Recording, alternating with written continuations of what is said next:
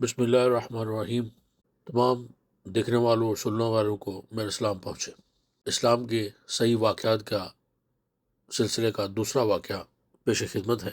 اس واقعے کا عنوان ہے کہ اسلام کے پہلے خطیب کے ساتھ کفار مکہ کی بدسلوکی، یعنی حضرت ابوبکر صدیق رضی اللہ تعالیٰ عنہ کے ساتھ کفار مکہ نے اسلام کے شروع کے دنوں میں جو ظلم و ستم کیا، اس کے متعلق یہ واقعہ ہے۔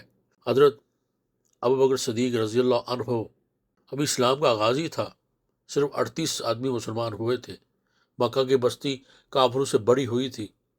حضرت ابوبکر صدیق رضی اللہ تعالی عنہ حضور اکرم صلی اللہ علیہ وسلم کی محبت سے سرشار تھے۔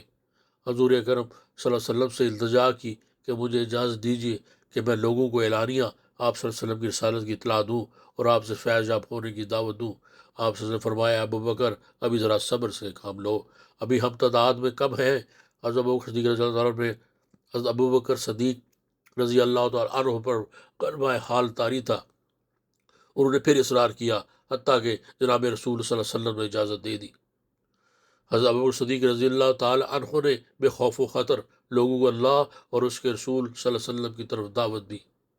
حافظ ابن کثیر لکھتے ہیں کہ حضور صلی اللہ علیہ وسلم کی بعثت کے بعد حضرت ابوبکر صدیق رضی اللہ تعالیٰ عنہ پہلے خطیب ہیں جنہوں نے لوگوں کو اللہ اور اس کے رسول صلی اللہ علیہ وسلم کی طرف بلایا۔ مشرکین مکہ آپ پر ٹوٹ پڑے، آپ کو سخت پیٹا۔ رودہ اتباع بن ربیعہ نے آپ کے چہرے پر بے تحاشا تھپڑ مارے۔ آپ قبیلہ بنو تمیم سے تھے۔ آپ کے قبیلے کے لوگوں کو خبر ہوئی تو وہ دوڑ پڑے، مشرکین سے انہیں چھڑا کر ان کے گھر چھوڑ آئے۔ حضرت ابوبکر صدیق رضی اللہ عنہ بے ہوش تھے اور لوگوں کا خیال تھا کہ وہ جانبر نہ ہو سکیں گے۔ وہ دن بھر بے ہوش رہے۔ جب شام ہوئی تو آپ رضی اللہ تعالیٰ عنہ کو ہوش آیا۔ آپ کے والد ابو قحافہ اور آپ کے قبیلے کے لوگ آپ کے پاس کھڑے تھے۔ ہوش میں آتے ہی عاشق رسول نے پہلی بات یہ کہی کہ رسول اللہ صلی اللہ علیہ وسلم کہاں ہیں اور کس حال میں ہیں۔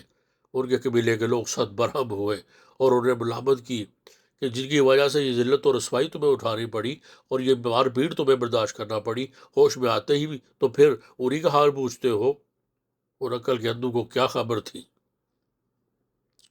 کہ ان کی خاطر سختیاں جھیلنے میں جو لذت ہے وہ دنیا داروں کو پھول کی سیج اور بستر کباب پر بھی حاصل نہیں ہوتی۔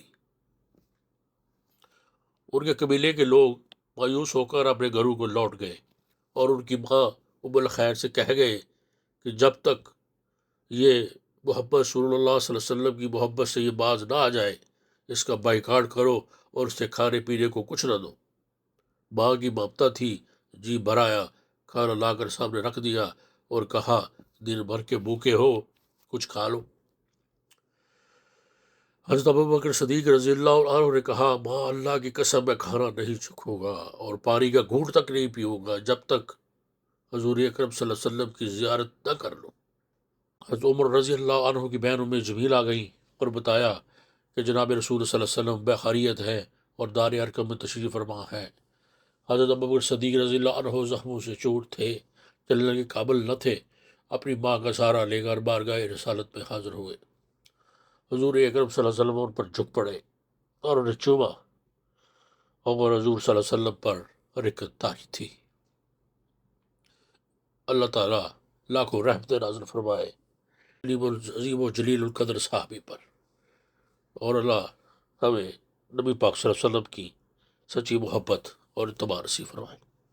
تو اجازت دیجیے، پھر انشاءاللہ اس سے اگلے واقعے کے ساتھ حاضری خدمت ہوگا۔ اپنا بہت خیال رکھیے اور مجھے دعاؤں میں یاد رکھیے اور میرے اس چینل کو بھی۔ اللہ حافظ۔